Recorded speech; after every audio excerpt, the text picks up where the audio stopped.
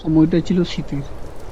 বাজারের উত্তরে বিশাল মাঠ থেকে কনকনে হাওয়া বয়ে আসছিল। তারপর আকাশ ধূসর হলো মেঘে। হালকা বৃষ্টিও শুরু হলো। রাঢ় বাংলার শীতে এমনিতে খুব জাঁকালো। বৃষ্টিতে তা হয়ে উঠল ধারালো। এই অকাল দুর্যোগে ধানের প্রচণ্ড ক্ষতি হবে, তাই লোকের মেজাজগুলো বিগড়ে। চাষাভুষো মানুষ চায়ের দোকানে আড্ডা দিতে দিতে প্রতীক্ষা করতে থাকে একটি রোদ ঝলমলে দিনে, এবং মূল্যবাদ করতে থাকলো আল্লাহ ভগবানের। শেষ হয়ে গেল গো, সব শেষ হয়ে গেল। এই বৃষ্টিতে ধানের প্রচুর ক্ষতি হবে। কি আর করা যাবে, এখন উপরওয়ালা যা ভালো বোঝে। নেই রে, মাথার উপর কেউ নেই, কোনো উপরওয়ালা নেই। সেই সময় এলো এক বুড়ি, থুড়থুড়ে কুঁজো ভিখিরি বুড়ি, রাক্ষসী চেহারা, মাথায় সাদা চুল, ছেঁড়া নোংরা একটা কাপড় পরনে। দে তো দেখি বাছায়া, এক কাপ চা দে তো। তখন একজন তাকে জিজ্ঞেস করলো, কি বুড়িমা, এই শীতে তুমি কোথায় থেকে এলে? বুড়ি বড় মেজাজি, গজগজ করে জবাব দিল, সে কোথায়, তোমাদের কাজ বা কি বাছারা? ওরে বাবা, ভারী তেজি দেখছি। এই বাদলায় তেজি টাট্টুর মতো বেরিয়ে পড়েছে। তোমাদের বাবা টট্টু, খবরদার ও কথা কুকথা বলো না। আমি যেখান থেকে আছি লোকের কি? ও বুড়ি, তুমি থাকো কোথায়, তাই জিজ্ঞেস করছে এটা। তোমাদের মাথায়। বুড়ি চায়ের দাম মিটিয়ে আবার রাস্তায় নামলো। একজন চেঁচিয়ে উঠল, মরবে, নির্ঘাত মরবে বুড়ি। বুড়ি ক্ষিপ্ত মেজাজে বলে উঠল, মর তুই মর, তোর শতগুষ্টি মরুক। সবাই দেখলো বুড়ি নড়বড় করে বটতলায় গেল। বটতলাটা ফাঁকা, মাটি ভিজে প্রায় কাদা হয়ে গেছে। সেখানে পিঠ ঠেকিয়ে বুড়ি শুয়ে পড়ল। বোঝা গেল বুড়ির এই অভিজ্ঞতা প্রচুর আছে, অর্থাৎ সে বৃক্ষ বাসেনি। কয়েকদিন পরে বৃষ্টি ছুটল এবং সূর্যের উজ্জ্বল মুখ দেখা গেল, আর সবাই আবিষ্কার করলো বটতলার সেই বুড়িটি চিত হয়ে শুয়ে আছে, নিঃসাড়। অনেকটা বেলা হলেও সে নড়ছে না দেখে একজন বলল, নির্ঘাত মরে গেছে বুড়িটা। সর্বনাশ, তাহলে শিয়াল কুকুরে ছিঁড়ে খাবে যে, গন্ধে টেকা যাবে না। গ্রামের চৌকিদারকে খবর দেওয়া হোক তাহলে। চৌকিদার মশাই, পুলিশে একটা খবর দিই। থানায় খবর দিয়ে কি হবে? ফাঁপিতে এক ভিখারি পটল তুলেছে, তার আবার থানা পুলিশ। তাহলে কি করবো চৌকিদার দা? 5 কোস দূরে থানায় খবর দাও, তারপর ওনার রাস্তায় রাত দুপুর, ততক্ষণে তো গন্ধ ছুটবে। কবে মরেছে তার হিসেব আছে কি?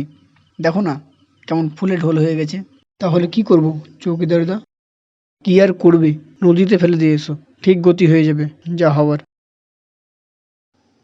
বিজ্ঞ চৌকিদারের পরামর্শ মানা হলো। মাঠ পেরিয়ে 2 মাইল দূরে নদী, সেখানে বাঁশের চ্যাংদোলায় ফেলে দিয়ে এলো কয়েকজন মিলে।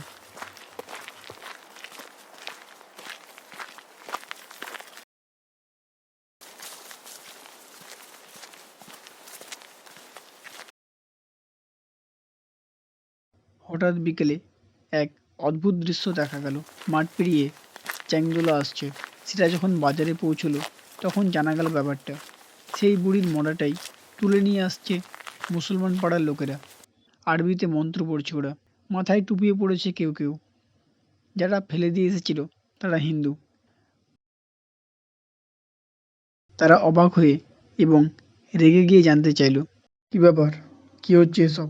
না, বুড়ি যে মুসলমান। কি সব আজে বাজে কথা বলছো? কি প্রমাণ আছে? প্রমাণ অনেক।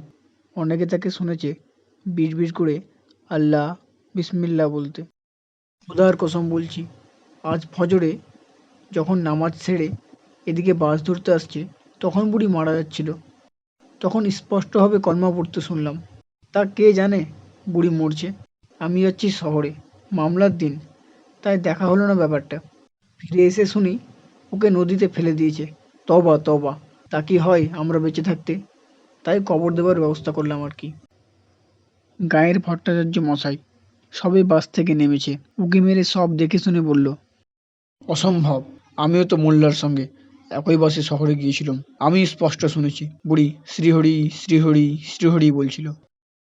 মা কালীর দিব্যি বলছি, কাল আমি কামাতে বসবো বলে বটতলে এসেছিলাম, দেখলাম বসা যাবে না, তখন বুড়িকে স্পষ্ট বলতে আপন মনে শুনেছি, হরি বল হরি বল।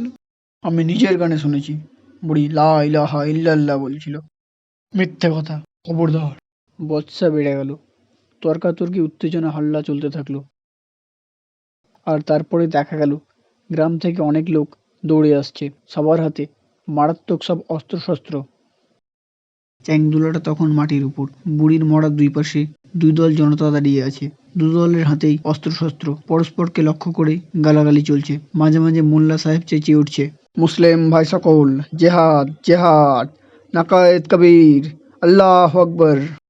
জয় মা কালী, জবর নিধানে অবতীর্ণ হও মা, জয় মা কালী কি জয়।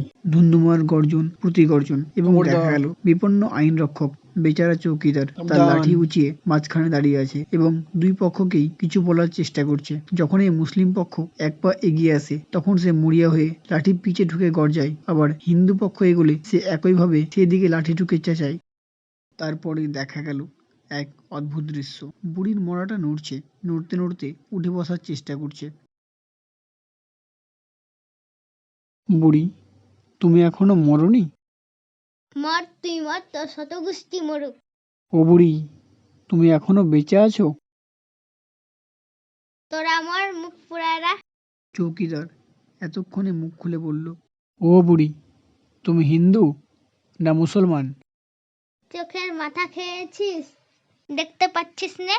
ওরে নরখে করা, ওরে শুকুন চোখারা, আমি কি তা দেখতে পাচ্ছিস নে? চোখ গেলে দিব। তারপর বুড়ি নড়বড় করে রাস্তা ধরে চলতে থাকলো।